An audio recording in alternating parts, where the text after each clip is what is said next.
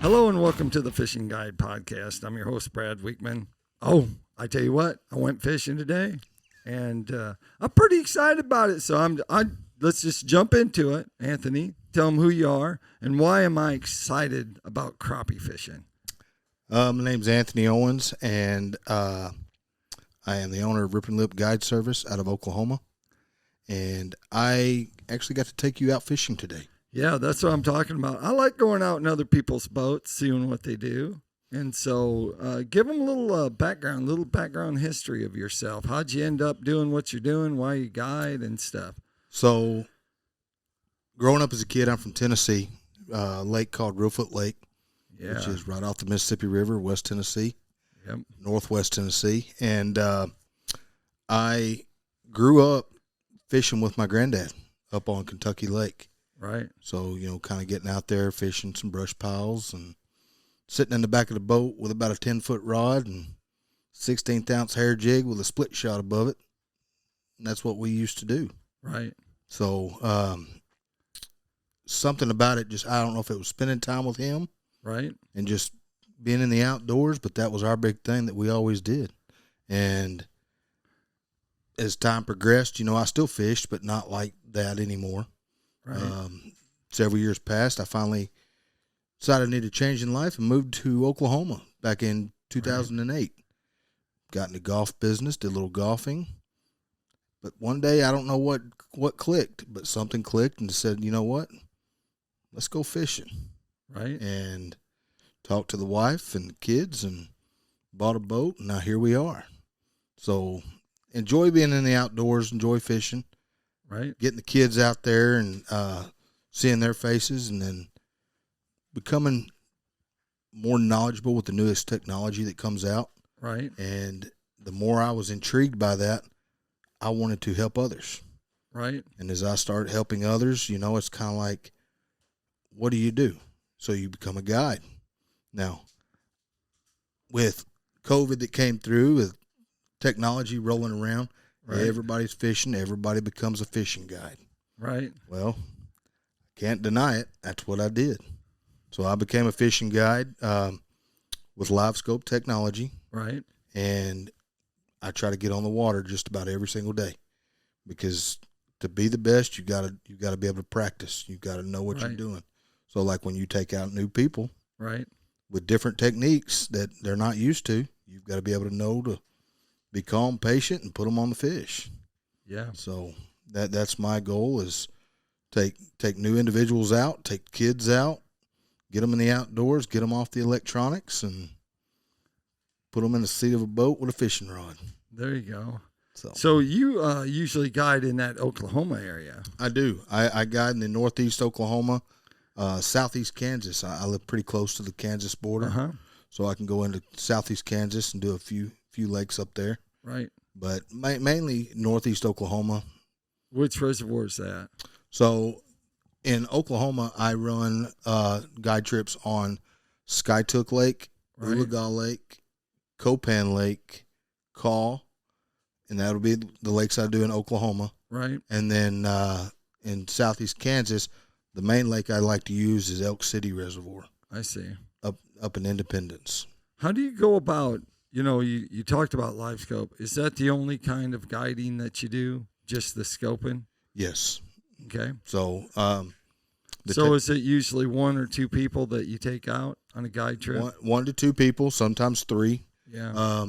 The way we do fishing, is with the way my method is that I do is I have two seats set up front. Right. I have a 12-inch graph up at the front at the bow, and I have a 9-inch at the back at the console. Right. And so what I generally try to do is I've got them linked together enough that where the other person that is not fishing at the moment can either watch that graph or they can stand behind us and watch what's going on up front. And then we just do individuals. We target fish. I love to target fish. I'm not I will brush pile fish. Right. But I like to go for a little bit better quality. Quantity, not so much as quality. Right. So what we'll do is we get up, take turns. You may get up and catch 2 or 3 fish. Right. We'll swap it up. Your partner comes up, and then we'll do the same thing. I see. And we'll do that all day, and we'll laugh, cut up. You'll miss a fish. Right. You get one to the boat, and he comes off, flops out into the lake. Everybody laughs and cuts up. Make good memories that way. I didn't miss a fish today, did I? Maybe Did not. I miss a fish? I don't think so. I wasn't running the trolling motor, so it's a little harder when someone else run the trolling motor. Absolutely, and that's where you have to work together. You know, Right. when you're doing that, you got to be patient because you're not running the trolling motor, so you don't know exactly what I'm doing and what I'm not. Right. But I've got to be patient enough to know that work you into where we need to be to get you on that certain fish. And that's interesting because today, I think Colton is 13. So we had a 13-year-old in the boat after a while. And so he came in there and he was actually fishing. And actually, before he got in the boat, you lost probably the biggest crappie. Not a fish story because I saw it.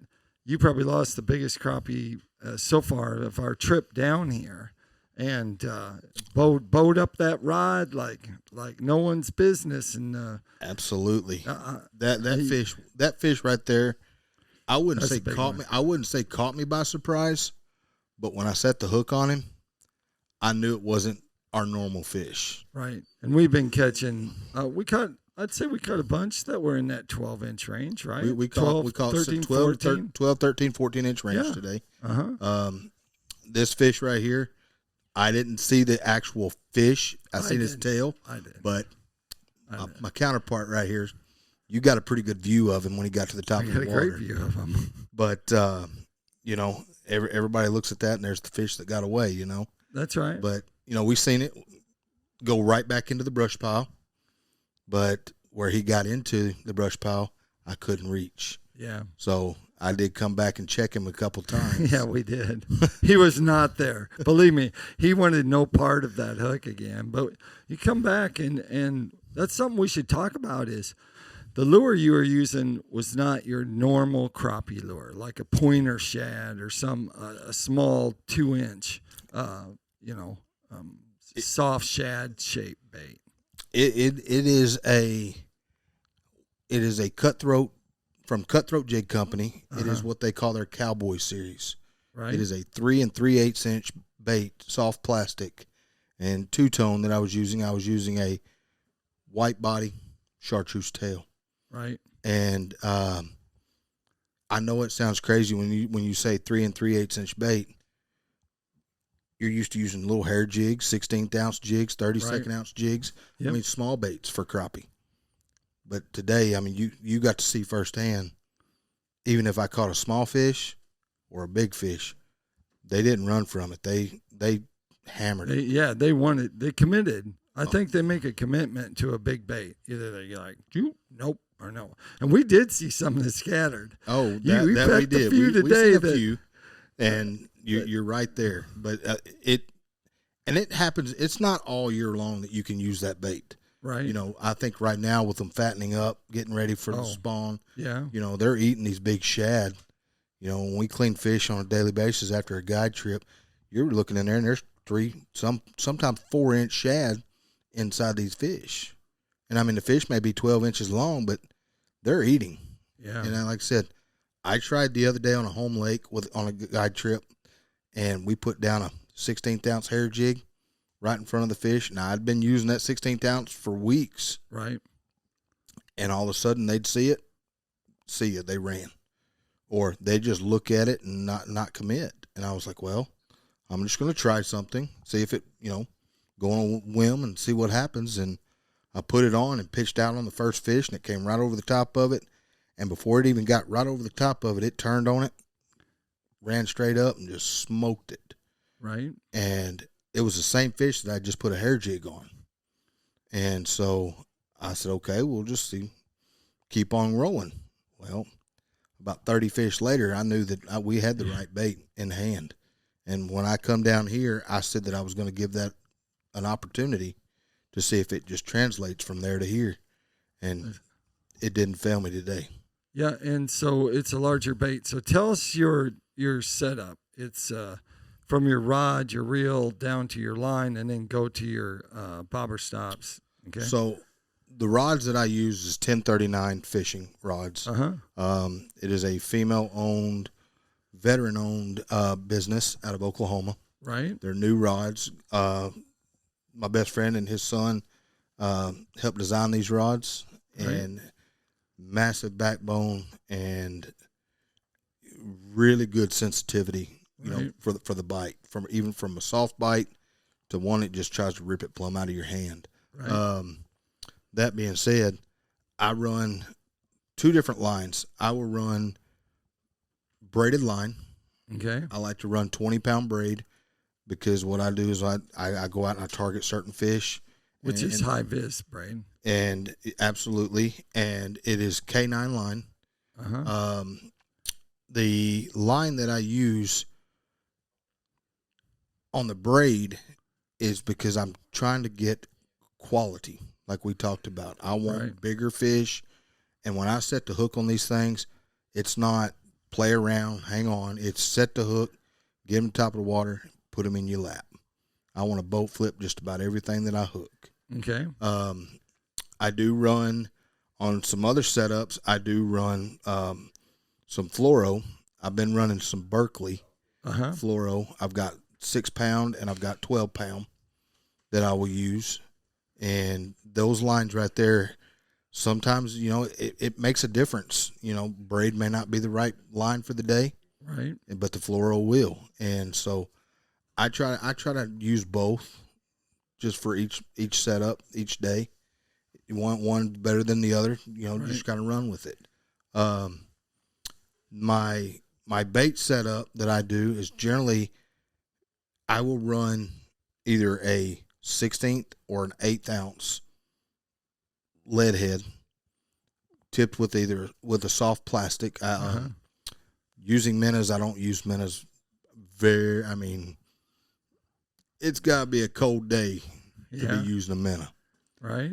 But I will use soft plastics or hair jigs 365 days out of the year. Talk about, but above that, there I will run a tungsten weight just above it with 2 bobber stops, one on each end of the rubber bobber stops. And the ones that I'm using now, I went to a store in there in Oklahoma that called the Tackle Bandit and was talking with them about a few. And I think the brand is called Epic. Yeah, it's Epic. So it is. I saw it. They said it was a new bait or a company that they were trying out. Said they were really good, but it was kind of odd because the weight size was a 5/32. That's right. We talked about that. We did talk about that. We actually tried to figure out what that is. Now, how many 64ths is that? No, how many 1/8 is that? But that right there, you know, it's enough weight that it gets the bait down to the fish in a timely manner. Because right. And how far is your distance between the bobber stop, the weight, and for me, I like about 8 inches, maybe 8 to 10 inches at most. Right. Sometimes it'll slide up there about 14 inches, or, you know. But right. Does crappie ever hit the weight? All the time. Yeah, all the time. They'll see the bait. They'll see the bait. They'll see the bait and run straight to the weight. Yeah. So, you know, it's kind of pick your poison some days. That's what it sounds like. Hey, if you could give 2 tips to someone that's going out there scoping for some crappie, what would it be? What would be your first step? You know, for somebody that's just starting and getting into it, slow down, be patient. Okay. Look for what you're looking for. You know, make sure you know your identification of your fish. That way you're not pulling in there looking at a bunch of drum or carp or something thinking, well, man, I see them all day long and I'll put it on them, but they won't bite it. Make sure you know your identifications. You know, looking on the I use Garmin live scope. So I know that when I see these things most of the time, my crappie is going to be just round. That's right. Yep. Round and not moving. And not moving. That's the best. But you can see those and, you know, take your time. Just put the bait on them, you know. Yeah. like I think in a previous podcast you did, gentleman said something about don't move it. Yeah, Put that bait on it, and don't That's move Slabbing Mike. Where'd he go? So, but We'll give him a shout out. But he's right on that. You know, a lot of times I see people that will drop it down, and I do it too sometimes, depending on the fish. If he won't just take it, I'll slowly, and I mean slowly, pull it away. Right. But you do say it, hey, just ease it up, bring it up. But you'll see those, like talked about again. Yep. They pull up, they're pulling it plumb away from the fish. Just gradually pull away, because when they start taking it away, it's like if I gave you $100 bill and held it right there for you to grab it, and I just kind of pulled it away, you're going to get a little more aggressive to grab that thing. That's right. And that's what these fish do. But if I can hold it dead, stick it right on his nose, right, that's key. And what's the second tip you give him? Second tip? Do the first tip again. Do the first tip again. That's kind of pretty much what I would say. Just keep it on the nose there. But hey, that takes us to Tackle Time. Tackle Time sponsored by PICO Lures. PICO Lures has a complete line of hard and soft baits. You can check them out at picolures.com. They have all kinds of baits. If you want to go crappie fishing and you want jig heads, they have, actually the Scope Eye jig head is designed for, the aspirin shape is actually designed for scope fishing. And because of the flatness of the head and because of the eye material that's inside there, it gives it a better reflection. You can see it better. And so you can check them out at picolures.com.